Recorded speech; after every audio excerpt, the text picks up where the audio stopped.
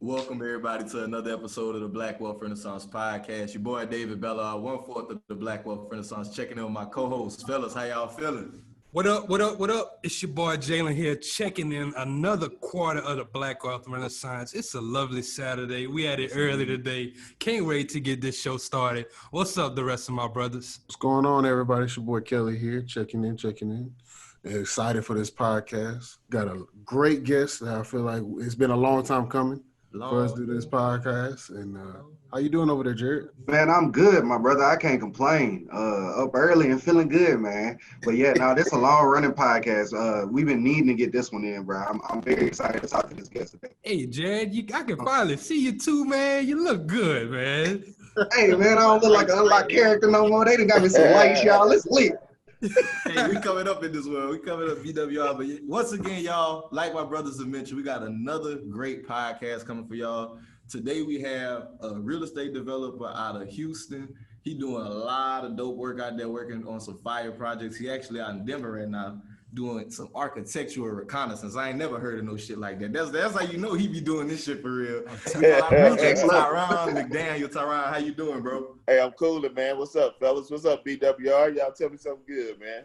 Man, hey, we want to say thank you for coming on to the show. Welcome. Appreciate you for taking some time out your Saturday while you're out of town to hop on this with us. So appreciate you, my brother. No, man, it's a pleasure, bro. I appreciate the invite. Don't take it lightly. Definitely looking to contribute and be of value, man. Love what you guys are doing and want to support it any way I can.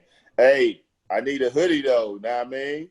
Hey, we got you, man. We got you. Yeah. We need to hook that up. You know what I'm saying? I'll pay for mine. I ain't tripping. You know what I'm saying? But yeah. Hey, my brother, it's going to be a gift, man. Appreciate it.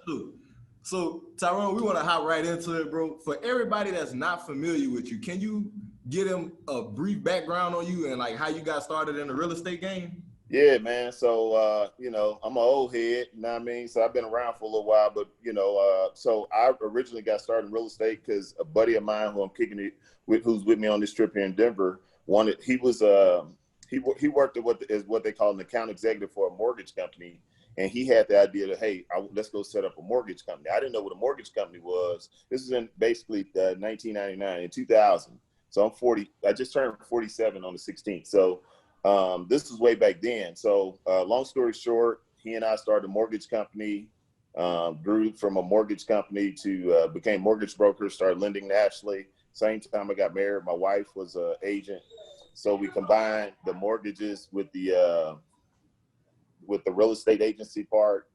And so that was my initial start. And I always wanted to be an investor. So I got into investing, which I'm sure we'll start talking about. But in a nutshell, I started out as a loan officer working in a mortgage office. So you say your buddy called you and was like, let's start a mortgage company? Yeah.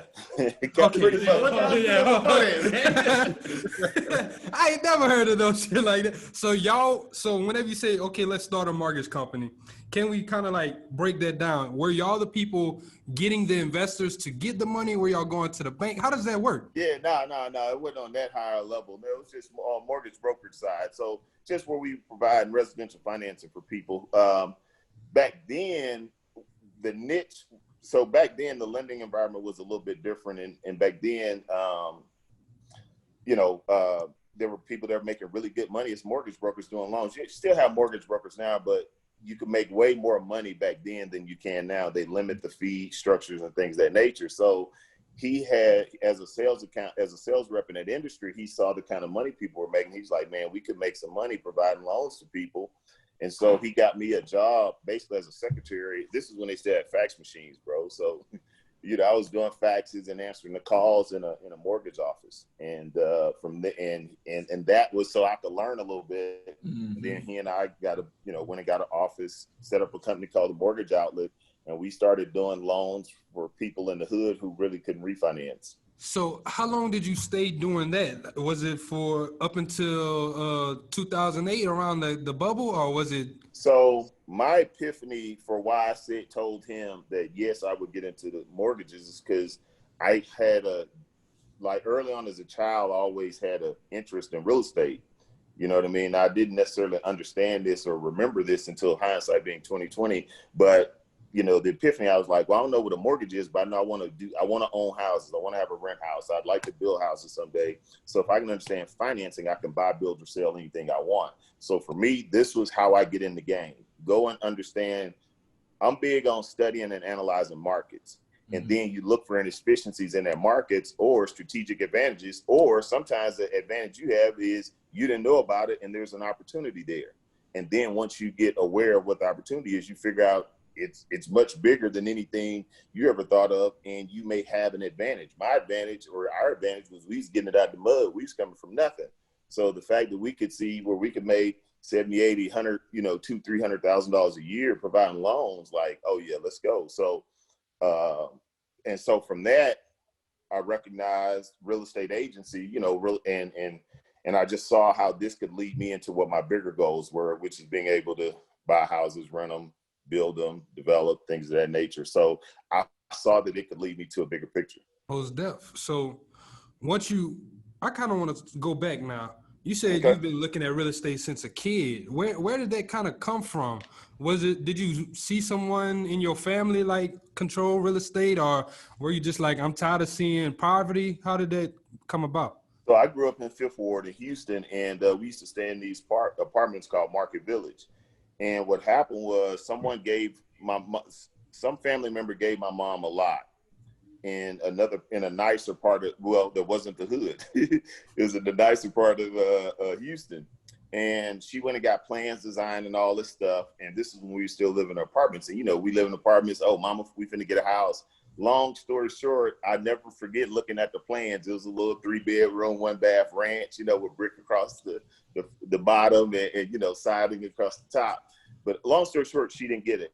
And, financing or something fell through. And I never forget how she felt and how bad that was. And lo and behold, ultimately, she didn't give up, though, and we did end up buying a home.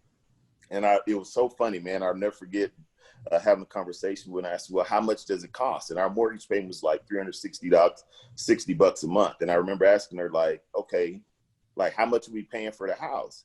And she's like, and this is when I was in 2nd or 3rd grade. She's like, it's like 32 or 33,000, son. And I said, well, how long do we have to pay for it? And she told me 30 years. And I remember calculating it. I was like, well, we gonna pay like, whatever that, maybe 2 or 3 times more than 30,000, mama. And she was like, and I was like, why? She said, well, I don't know, but I know we pay $360 a month. We can afford it. So that's what it's going to take for us to have a house. So like, it's what I call serendipity, bro. It's little stuff that happens throughout life that seemingly is not connected to something, but it's actually connected to something. So that was the first time that even a consciousness of real estate, finance, or whatever in my life I can remember. From there, as a kid, when I was 10, 11, 12 years old, I climb on top of my house and dream about what we now call our lofts and warehouses. Because my dad was a trucker, so I wanted to have a truck, and over the warehouse, I was going to put me a fly apartment. Well, I was reading a Chronicle one day and saw that they call those lofts. I was a kid just dreaming it in my head. So that was the next connection to real estate. Then when I look back, when I was 17, 18 years old, had a car, had my photo Cadillac, Fleetwood, I pick my homies up and go take them and show them some dude who had a fly landscape on the south side of H-Town, because I lived on the north side. Or we go out to the southwest and I show them some bad crib on 2 acres that I saw that was brick, and be like, man, it's a black dude still be a check this crib out. So real estate in a real awkward way has always been something throughout my life, now that I look back, that I had an interest in. Hey, that's dope, man. That's dope. I'm thinking you really, that was a powerful example in there. You was talking about whenever you were a kid. I just want to kind of touch on that again, because I don't think a lot of people think about it. That $360 a month for that 30 years, that sound good, but like, over time, you really end up paying more for the asset than the asset is worth.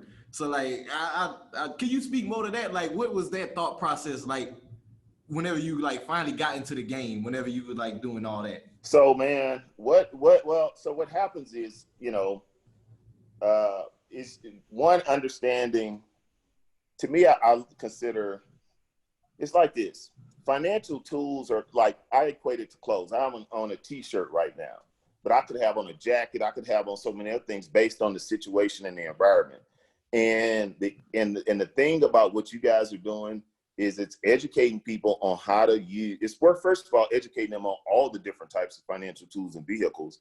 And the beauty of you having subject matter experts like myself who are specialists in any given area or any given lane is that now people can get the right information on how to use these tools in what particular environment. You follow me? It's the reason I don't have on a coat, because it wouldn't suit this environment I'm in. Their mortgages are great tools when you understand how to leverage them. You follow me? And so that's what I took out of that is it ain't that mortgages are bad. It's understanding the fact that all she could say to me is, son, I know it's $369 a month. I don't understand anything else. That's the issue.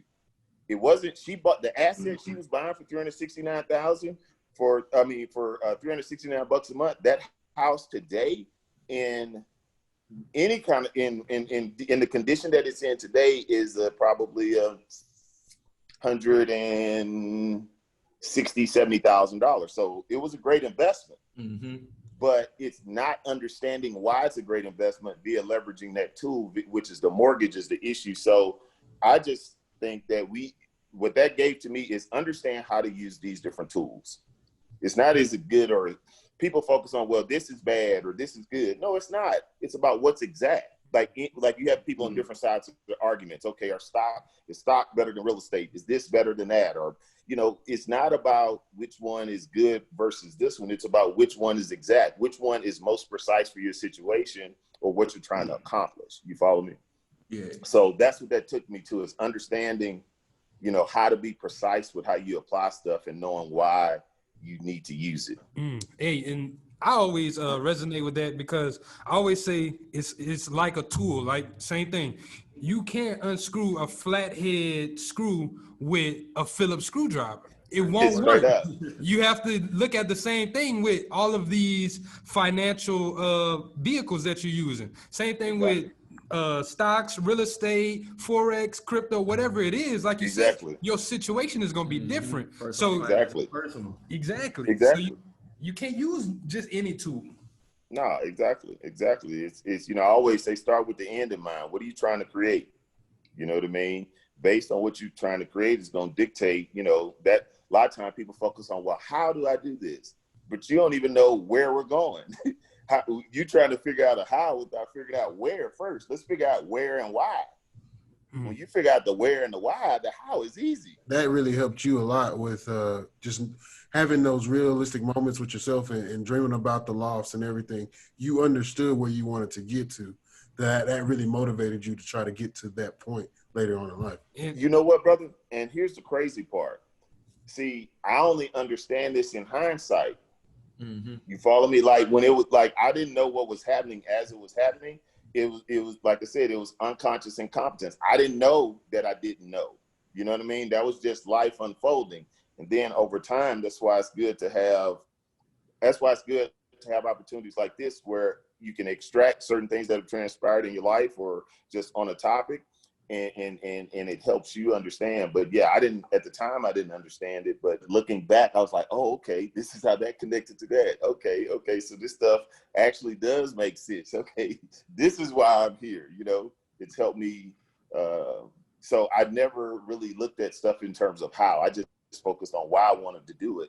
And it's just funny to me how the hows always show up, The why is always the most important thing. All the time. So I have a question, kind of following back in with your story. How did that all go from there? You started with the mortgage lending, you making money. How did you go from there to I want to start building and buying houses in the hood and providing that for people? Like, how did that go from there to there? What did that process look like? Great question. So from the mortgage side, got married. My wife was the agent. I was the finance guy. And we both got each other's license. So we both had real estate mortgage license back when that was weird and unbeknownst to people. And we would buy a house here or two, rental, flip a house or two here or there. But what happens when you become a service provider in a certain industry, in this case, real estate, you fulfilling the goals or paying the bills or making the money supersedes why you got into the business. If you talk, there's so many real estate agents today that have zero or want to buy houses and got into real estate, got their license to buy houses, but got busy making a living from selling houses. So ultimately what happened is, I saw ourselves not doing as much real estate investing. And probably shortly after the crash, going into the last real estate crash, we saw on the mortgage side that a lot of changes started to happen. They started to restrict, just a lot of the way the mortgage industry got very, very restrictive. Mm-hmm. And so I saw an opportunity to kind of more so start to focus on, taking advantage of real estate investing opportunities, because I got tired of focusing on fulfilling the needs of other people. So we started doing a little bit more investing. And what really made me transition my investing efforts is I bought a house that, proverbially kicked my butt. It was a horrible situation. I had a whole bunch of headaches. And that house taught me that, it's easier to build brand new because you don't have to factor in any potential headaches because everything is new. So I had a bad experience with a buy, fix, and flip, horrible hard money situation, ended up giving that property back to the hard money lender. Damn. And after that, I said, okay, dusted myself off, said, you know what, I'm going to do this again, but I'm going to take everything I learned now and go and build the house, because if there's no termites behind the wall, if there's no hidden fire damage, if there's no, crackhead from around the corner stealing off the aluminum siding every time you put it up so he can go sell it, if you can eliminate all those issues, then it'll be a little bit easier. So I do kind of want to go into that whole thing. You said the first property, it got taken back by the hard money lenders. People that aren't familiar with hard money lenders, could you tell them a little bit more about how that process works? Like how they're able to take the house back from you? Sure. So that wasn't my first property, but that was like several properties in. That was when just to give a little bit of context. So that was probably my first foray into buying in the hood, when it's at the epitome of being the hood, mm-hmm. and wanting to fix up a property and sell it. And so the only way you could get the kind of financing for this kind of property was hard money lenders.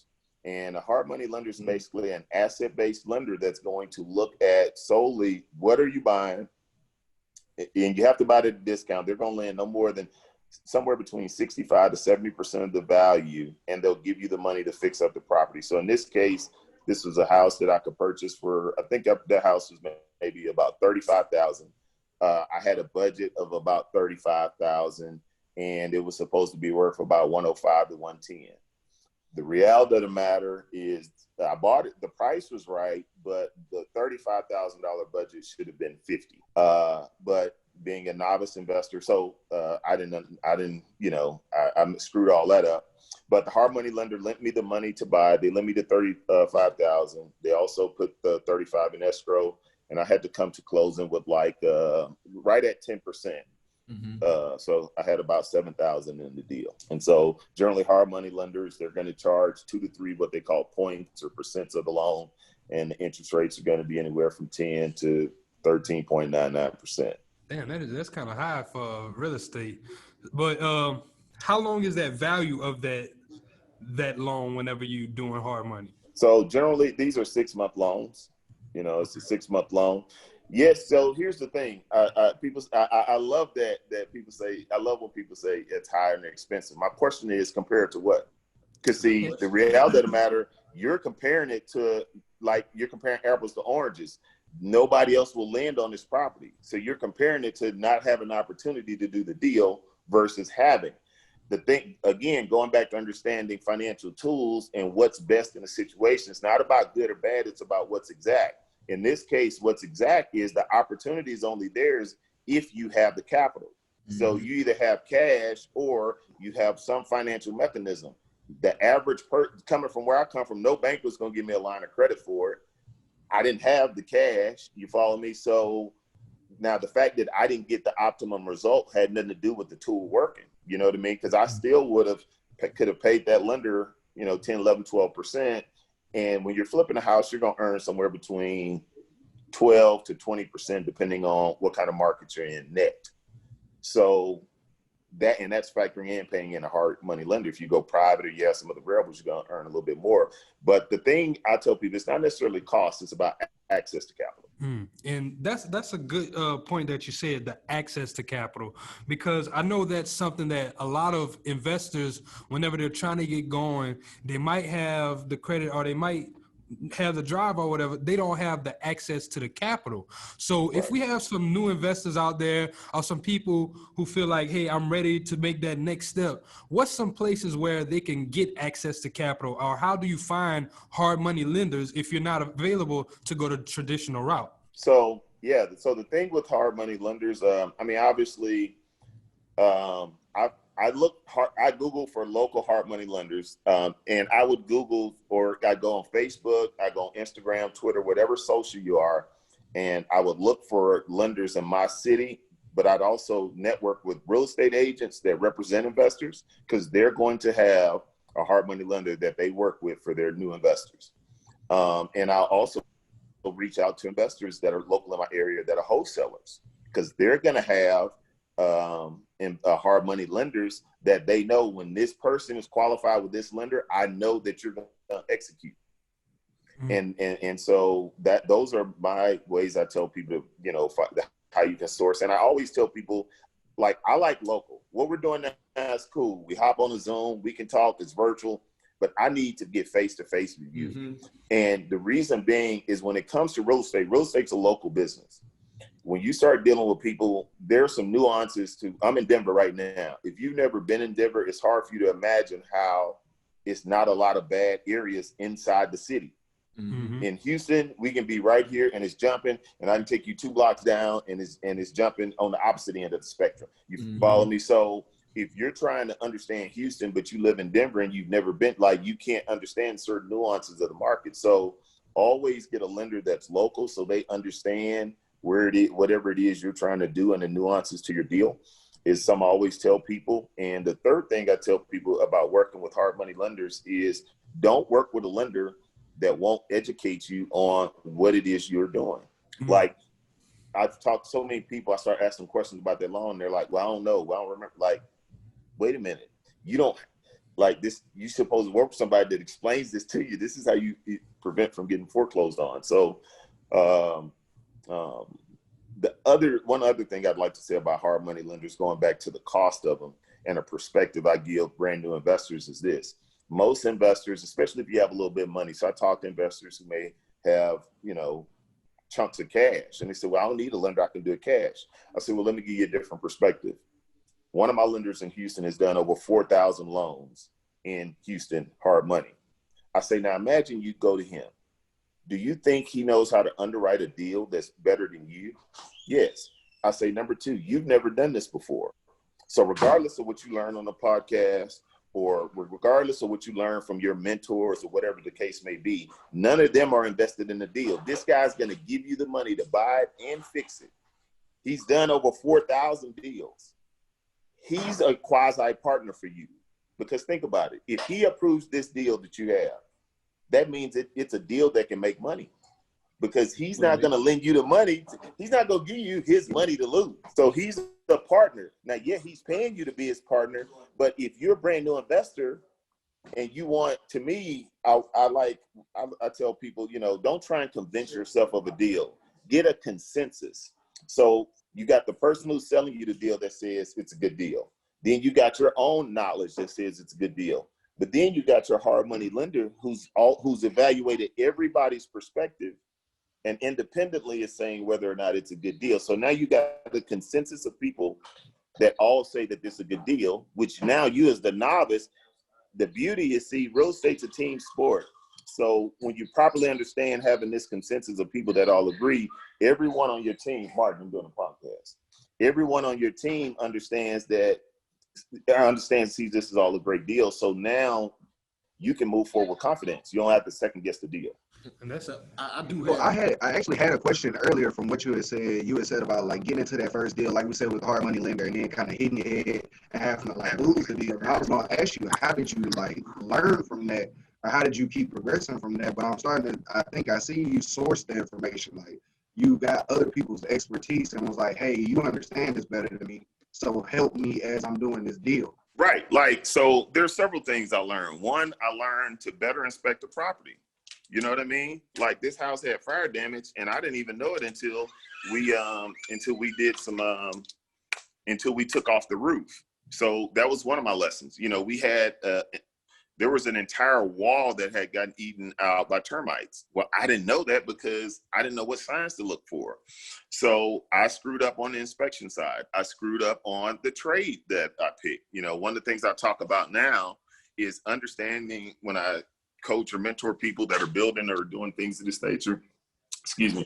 I talk to them about understanding different types of contractors and trades that you need. So that was another lesson I learned. And then I learned a lesson in picking the right type of property. You know, that wasn't the right type of property for me to undertake as my first deal by myself. And I know you said, yeah. I mean, is my audio coming through clearly? Yeah, you good, bro. Okay, cool. It was kind of similar to the thing Jared had you touch on with finding the people. I guess I was looking for what were some tips, because you mentioned that like with a hard money lender, you get a 6-month timeline usually. Gotcha. That's a pretty tight timeline for somebody, especially like a new investor. What would be some tips for them to help manage that process? I know you kind of just touched on it. Sure. So, you know, a couple of key things going back to building that team. You know, everything you do within real estate, you want to have that team perspective and you start to source the talent. Now, what a lot of us do, I believe in nepotism. I believe in us looking out for one another. I believe in any strategic advantage we can afford one another.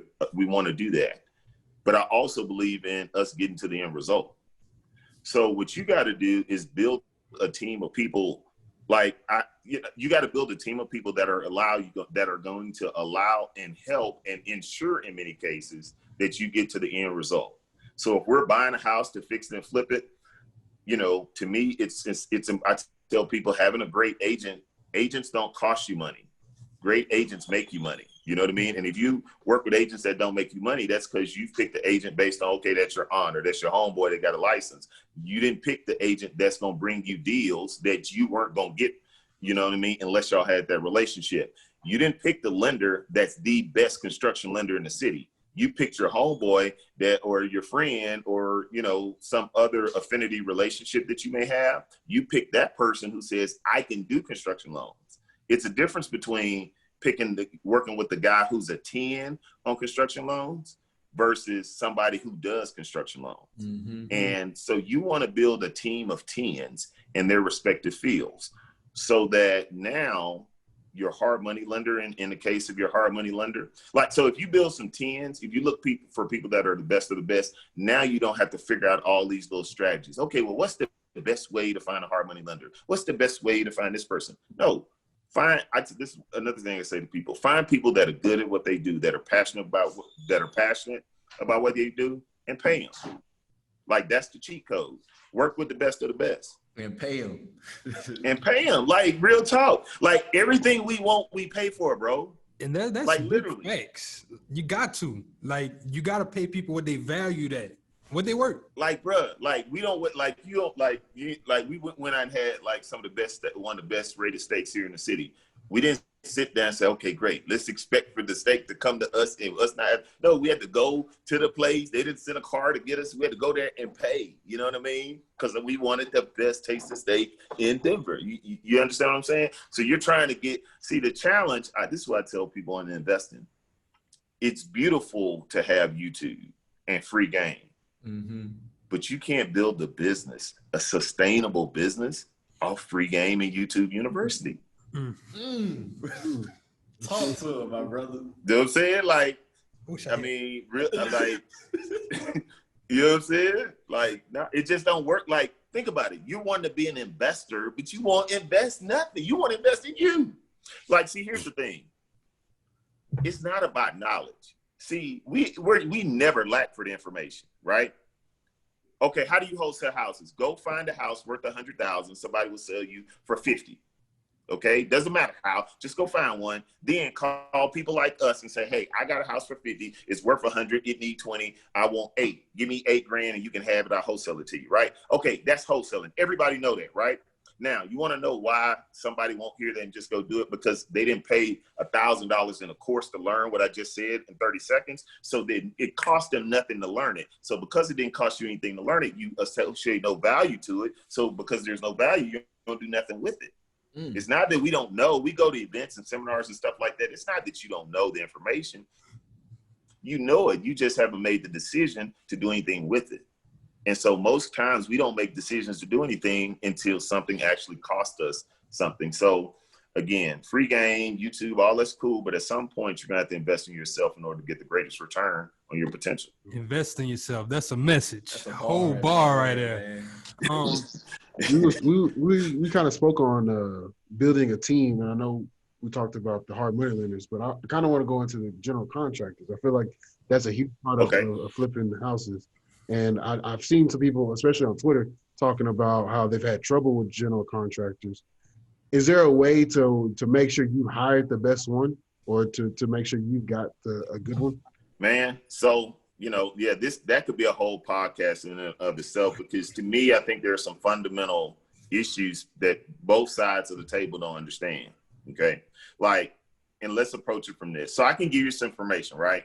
But I think that having a little bit of context is better. So let's look at this. So, okay, right, people say contractors are bad, they're this, that, and other, so on and so forth. So let's ask ourselves why, or let's look at what opportunity is there, what's going on.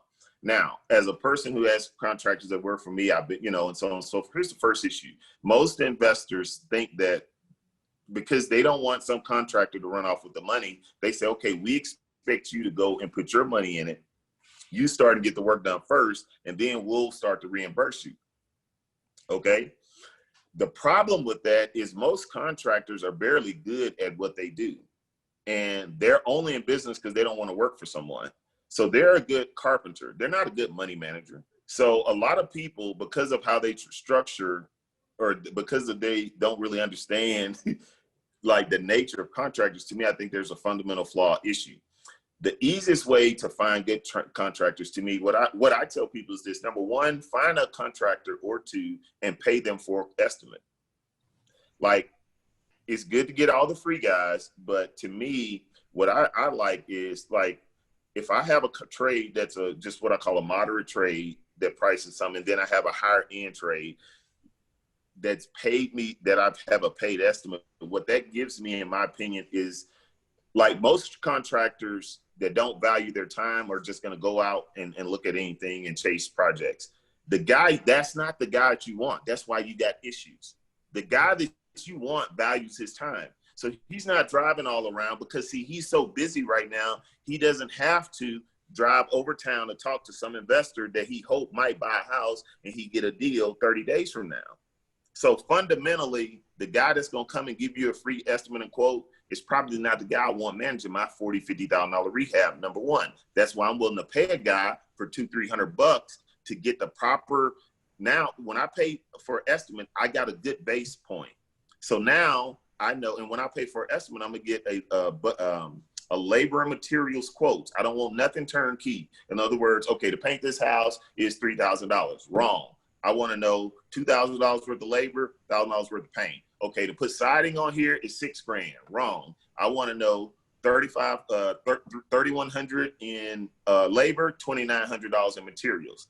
So I want a line item estimation and breakdown, so that now, even if I don't use you, I got a base point to negotiate down or negotiate up. I can take that estimate and I can go to Home Depot myself. When I coach people, this is something that I just did a master class where I teach building and renovation. And in order to attend, you have homework. The homework exercise is you going to Home Depot, walking every aisle. It's a 2-hour exercise. If you leave within the 2 hours, you failed. You can know nothing about negotiations, but just because you understand material costs, a guy can give you a quote. Hey, it's going to take you $4,000 to frame your house. You ask him one question: how much materials? He said, oh, it's $500. You say, great. So it's a $4,000 quote, $500 in material. And then I ask, so I'm paying you $3,500 in labor. Damn. On $500 material. Now look, and notice what I did. I didn't say anything, and you said damn, and then I responded. But because when I asked that question, I shut up. Whoever talks next loses. Because generally the contractor is going to start validating, well, this is why you're paying me $3,500. And from there, now you know what you're negotiating. Because you know the cost of the materials. So Right. now I can't move the cost of materials, but I can move the cost of that labor. Of labor, exactly. Yep. See, most people are negotiating against themselves. So if you just know material costs, you at least can now, because see, think about it. What if I negotiate you down off the $4,000 without knowing material costs? And I negotiate you down $250. What happens when he give you grade 3 wood versus grade 1 wood? You follow me? Or you go from having the 49, if we're talking tile, you were going to get, maybe he goes from giving you 99 cents a square foot tile to the 49 cents a square foot tile, which changes how it looks, and dependent, that could change quality, that could change your ARV, depending if we're talking granite, quality of fixtures. So see, it's little subtle nuances that people they miss when they're dealing with trades and contractors that set them up for failure from the jump street. You follow me? The guy that charges you to come out for a quote is a totally different guy than the guy that just show up that you call him. And then most people, here's the thing, the guy that shows up that will just show up on a dime, like most people try and call a guy off Craigslist and get them to manage a $30,000, $40,000 job. The problem is the investor isn't trained enough to manage this guy. Mm-hmm. So he can go in and wire this little area you need wire, but you don't know the difference between 14-4 wire, 12-2, Romex, or the difference. So you don't know what to inspect. So when it's wrong, it looks subpar, it's cheap, you didn't know how to manage this guy. Whereas if you did something else that a lot of investors don't do, going back to contractors, you could have the worst contract in the world. This is one thing that will save you. Pay an inspector to do period inspections throughout your rehab. So he do phase 1, inspector come out, he say, this is garbage. Okay, now you know this is garbage work before you've gotten halfway into the project, you know it phase 1. Other thing I tell people to do when they're dealing with trades and contractors, you got a $30,000 job. Most people agree, write a contract. I say don't do that. You got a $30,000 job and that's bid. Okay, let's break this down to, let's take the first 5,000 up to 30. Let's do, and I give you 1,500 on that. You get started. 3 days in, 5 days in, whenever next payment is due, we're gonna measure and see if I like your work, you like me, and if we want to move forward, then we can move forward. We call it red light, green light in my business. So don't commit the whole job, commit a piece of the job and work on that first to see if you like the guy. And then you just kind of take it, one step at a time before you commit to a whole person, give them half of a $30,000 job. They can't spend the whole $15,000 initially anyway. They got a demo, they got to prepare, so on and so forth. So there's stuff they have to do. So if you commit a smaller piece to the initially versus the entire thing, that can save you a lot of drama and headache. So that's more or less contractor management, how I would find trades, number one, and then a little bit of how I would handle them. And I threw in a little negotiation part, I guess, too, as well. He mentioned that class where he goes over all this. Like, where can somebody find out more information about that? Because I just learned a lot just in that monologue. The link isn't up right. Is this airing live or in a few days? It's going to air in a few days. Okay, cool. So you can go to urbanbuilderschool.com. That's urban, URBAN, builder, BUILDER, school.com. And it's basically a 2-day class. 1 day is on renovations. The other day is on new construction. You'll tour both renovation and new construction projects. You'll get to look at our current projects that are in various stages of new construction and reconstruction. And development, because we have some development projects that we're working on as well. There's a VIP after party the first night, and it's immersion. It's learning by immersion, so it's not a beginner's event. I don't say I discourage, but it can be like drinking from a fire hose for a beginner. It's ideally suited. I created the class for people that are already buying, fixing, and flipping and want to get into new construction, or maybe they haven't done a deal yet, but they got their money together to do a deal and they got their credit and they just need the proper guidance to learn it or to take what they're already doing to the next level. That's ideally who I create the masterclass for. I have one question I want to kind of go back into, because I can see that you're a teacher, and I know you were talking about like the event that happened with your mom in the house. So I want to talk about whenever you became a mortgage officer, were you teaching people about their deals, or were you helping them understand, hey, this is what that 30 years mean, or did you not come to that point in your life yet? Yeah, man. It's so funny, man. We used to do seminars, and one of my biggest epiphanies too, man. Like I started, the minute you learn something, you try and start teaching people. And so one of my buddies, one of the issues I had in the mortgage business, I'll never forget, is he at the end of the month, my buddy looked at me and said, bro, what do you have that's gonna close this month? Because I spent all my time working on what we call BCNM, bad credit, no money files, trying to help people fix their credit. You don't have the money, you don't, and all this other stuff. And that's great. The challenge, what my buddy said in real talk, he said, unfortunately, uneducated and sometimes people that we would classify as poor don't value free information. It's the people that don't need the information that values free information because they know what it's worth, which goes back to investing in yourself and understanding that premise.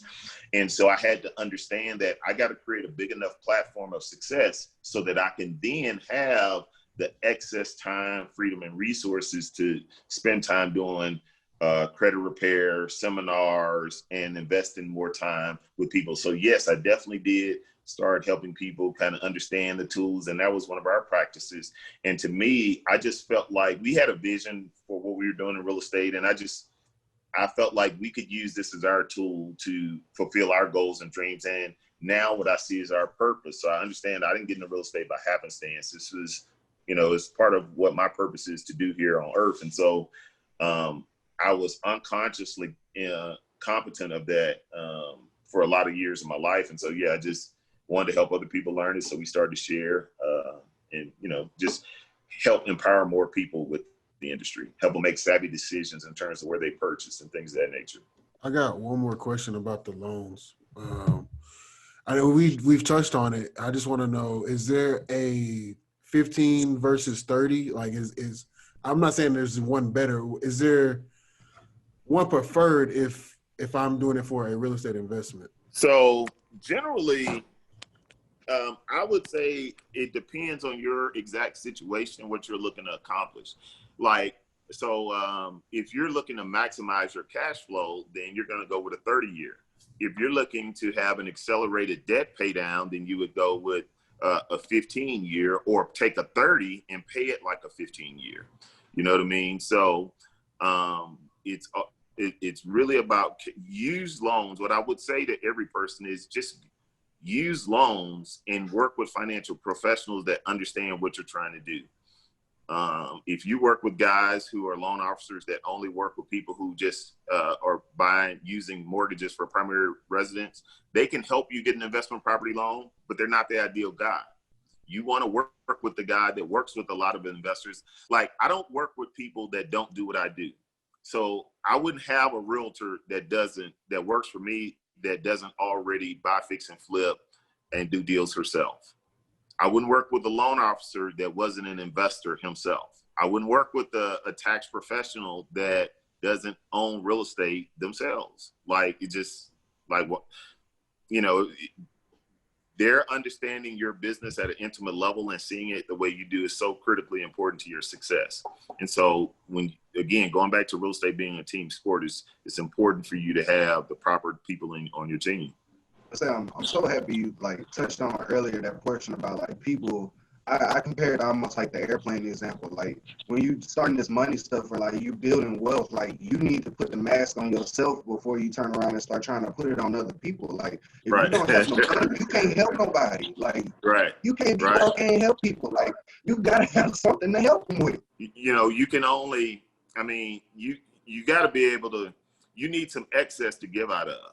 You know what I'm saying? You need some discretionary. So you got to create some discretionary, like Aisha Selden says, it's your discretionary income that's your wealth builder. That's also, and that allows you the opportunity to do your philanthropic efforts. You know what I'm saying? But you can't give from your substance because now you're no longer being sustained. You know what I mean? Which, and I tell people that's even with the masterclass, I tell people invest. I say, wholesaling is where you don't necessarily need cash or credit. You can just use specialized knowledge and hustle, right? And get results. When you start wanting to buy, fix, and flip houses or renovate them, or build new construction, you've now gotten into the aspect of the real estate business where it's capital and credit intensive. You know what I'm saying? Like you don't come into this space with the no money down, no cash, no credit. Like that's not, this ain't that lane. There's many different lanes in real estate, but this ain't the lane that is. You got to stand 10 toes down when you come in this side of the game. You can't come in like it's the NACA program. Exactly. And listen, there's no shortage of programs, grants, and things of that nature. But it trips me out talking to them. They say, okay, well, great. Yeah, I want to flip houses in the hood. So what programs you use? I know. Say Right Hip National Bank, that program. You know what I'm saying? Like you and your people putting y'all chips together and going buying a house. Like it's not no money down. So you're gonna have some capital and some credit put aside, or a credit partner or something like that to be able to do this stuff. Now you can obviously get this done. If you just have credit, you can leverage that to get the capital. If you just have the capital, you can leverage that, be a partner and different instruments, but you got to have some resources allocated to be able to do this. This is investing. Yeah, I'm glad you touched on that point about the hood, because that was a part that I wanted to get into. Investing in the hood. A lot of real estate investors, sometimes they'll not see value in the hood. Is that primarily where you invest, or what's your niche? Man, my niche is we buy, fix, and flip and build in inner city gentrifying neighborhoods in Houston and now other markets around this country. So for years, I just do deals wherever it made sense. Then you start, as you get older, you move from, money, you can make all the money in the world, right? But then there becomes a thing to where if it's not, once you've gotten beyond making money, then you start to analyze how you make the money. And, in terms of the experience and or what you're creating when you're making the money. For me, every time being from the hood, I always had a love for my neighborhood. So I always had a vision of what I wanted to do in my neighborhood. I look back and I remember telling my homeboys, man, where I'm from, I was like, man, Fifth Ward is going to be a tight place. And what I used to tell my boys is when these folk come, I know it's going to happen. I'm not going to let it happen. I'm not going to let these folks take over our hood and I not get some of it too. Change is inevitable is how I look at it. I'm not anti-gentrification guy. The hood is bad for a reason. It's the hood for a reason. We got to own up to that. You know what I mean? So you can't get mad at somebody else because they pool their funds and go and do what we didn't have the foresight, the vision, or the courage or the guts to do. You know what I'm saying? So I knew that they were going to come. My thing was, I'm not going to let them come without me. So at a certain point in my real estate career, I said, you know what? I ain't interested in going over here and doing deals. I'm going to focus on my hood. So, and it just so happened, me having that epiphany also had to do with understanding that the core of America, of America's major cities, was like Houston was, kind of had been abandoned because there's what they call an exodus to suburbia. Everyone moved out to the suburbs to get away from the inner core. Well, so that also meant that there was going to be a resurgence at some point of areas that were close in. Mm-hmm. And so I just figured out, I set up a company called Houston Vintage Homes, and it was going to focus on buying in my hood and other hoods in Houston. And I wanted to do that because that's what I naturally want to spend the rest of my foreseeable future doing. It's what got me excited. It makes me wake up in the morning without an alarm clock, 6 o'clock, ready to go. That's the best feeling. Yeah, man. Wake up without the alarm clock. Just know it's time to go, ready to go get it. Like that's how you said, though. That's how you know there's something that was important to you. Like you said, this is your calling. This is what you were supposed to be doing. And that's another word testament to it. So, Tyron, we're going to go ahead. We're going to pivot to the last segment of the show. So we're going to ask you, what's something that you've seen on your timeline that you just want to speak on? It could be anything. Man. That sigh. We get this sigh every time. Something on that's a great question, man. I've never had that one posed to me. I've had some good questions posed to me. What's something on my timeline that I don't want to be selfish and be self-serving. So, You know what? Something on my timeline that I see, and it's probably because I curate my timeline, is this phenomenon within the culture of, the collaborative efforts that are being made within our communities. You know what I mean? And the transference of knowledge that's happening in a very short period of time. Yeah. And what I mean by that is, for instance, platforms like what you guys are doing with BWR and connecting and just really, again, bringing subject matter experts, allowing them the opportunity to build with you guys and be a benefit to the culture. People becoming aware of not just real estate, which is the lane that I practice and play in, but, whether it could be stocks or it could be Forex or it could be, e-commerce or just any of the different affiliate marketing and just so on and so forth, building brands, just all the different things we're doing now, trucking, and the cool part is, to me, what's cool is none of this is new. We've been out here grinding for years. You know what I'm saying?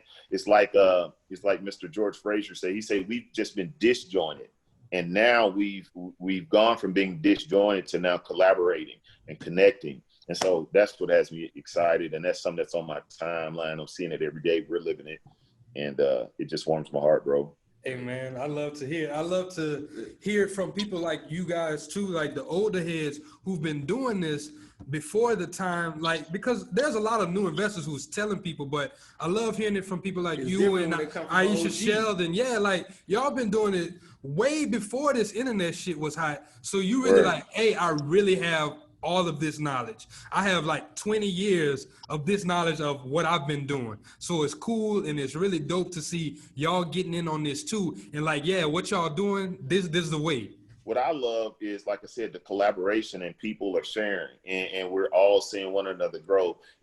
I see so many people who, like literally, like if you just connecting with someone like Aisha and being able to learn from, you could literally find out about her today. There'll be people that will go and Google who she is today or go and follow her on Twitter, Instagram, and they're going to subscribe to many of the tenets that she talks about. A year from now, it will be as if they've been in the industry 5 to 7 years just from engaging with one person, investing in mud to millions, following her tenets, understanding, how she's been buying in her premises and things of that nature. And there's a guy right now who wants to be in podcasting and is watching you guys from afar and, had watched the early beginnings and now watching the growth and the ascension. They're saying, okay, cool. These brothers came together, put this thing together. Me and my boys could do something very, very similar. Maybe we're going to do it for the music industry, or maybe we're going to do it for in this space or whatever the case may be. So that's the beauty of what's happening, man, is people are being able to shorten their time frame and their learning curve to success. And that's the whole point, is for us everyone doesn't have to blaze a trail. You know what I mean? You should just be able to fall into the jet stream. The jet is already done sucked up and created a space in the environment. We should have people running right behind you, just filling up that success, duplicating it and replicating it all over the country. So that's what excites me about having conversations like this and being a part of stuff like this, man, is that, we're just growing the effect and creating a ripple effect all through the community. Well, I want to be one to tell you thank you, my brother, because like what you doing, the gems you dropped on this podcast today gonna help a lot more people than I think you even thinking about right now, bro. Even just the gems that you drop on the TL daily, like you like I'll be paying attention. I'll be like, oh shit, he talking about this, he talking about that. Let me go look this shit up. Like just some little things like that, it helps us. So once again, appreciate it, my brother. Thank you. So most certainly, man. Thank you guys. Appreciate it. Thank you for having me on. No problem. So, Tyron, once again, thank you so much for coming on the podcast. Could you please plug yourself in, let the people know how they can find you if they want to get in contact with you, how they can follow you on social media? I know you touched on the class earlier. I let them have it again just so they can go get it. You know what I'm saying? Like I said, bro, it's it's everything. We all are the sum total of every experience, every person, and everything that's happened to us in life. And I've been blessed to have had a lot of great experiences, and as it relates to real estate. And, what I share in the masterclass is not my successes. I don't teach from my successes because when it all went right, I thought I was a genius. I teach from all the time, like I shared earlier in this about, having to give a property back. Most people don't lead with, hey, here's what's bad that's happened. But when you can be aware of the mistakes that I've made and understand how, this is a potential issue, but I'm gonna curb it by sharing my story with you. Those things on both the renovation side and the new construction building side, I haven't seen anyone teach that or teach it from our perspective, utilizing our neighborhoods where our homeboys may have lost his life 5 years ago. Or in the case of the masterclass students, I showed them a place where one of my homies, Lil Slank, was unfortunately lost his life to violence 2 weeks before the masterclass. Like, this is around the corner from a property we're doing right now. So that's the realness, and it speaks to why this is important. So that's my little spiel on the masterclass, because it really breaks down community development, how to do that. You can find me on Instagram at Houston Vintage Homes, and also on Twitter, Tyron McDaniel, the Urban CEO. I thank you guys, and I appreciate you for having me on. No problem, brother. Well, before we wrap this up, we're going to get into some house cleaning. Once again, we want to say thank you to everyone who comes in, week out. Keep on helping us grow. Y'all keep on just sharing it to all your friends, family. If there's some things that we can improve on, y'all let us know. We're always open to any type of reviews, any type of things that y'all might see that we don't see. Let us know. We open to it. We want to make sure we're giving y'all the best experience y'all can have. Also want to say y'all get our book, Manage Your Money Like the 1%. You can buy that on Amazon. You can buy it from the link in our bio. I'll actually also include it in the show notes. You can click it. If you are a podcast listener, you get 30% off. Thank you for being loyal. Fellas, y'all got anything else? Y'all just subscribe and rate the podcast and share it with people. That's all I care about. But with that said, y'all got anything? Nope. All right. That's Black Wolf Renaissance. Signing out. Peace.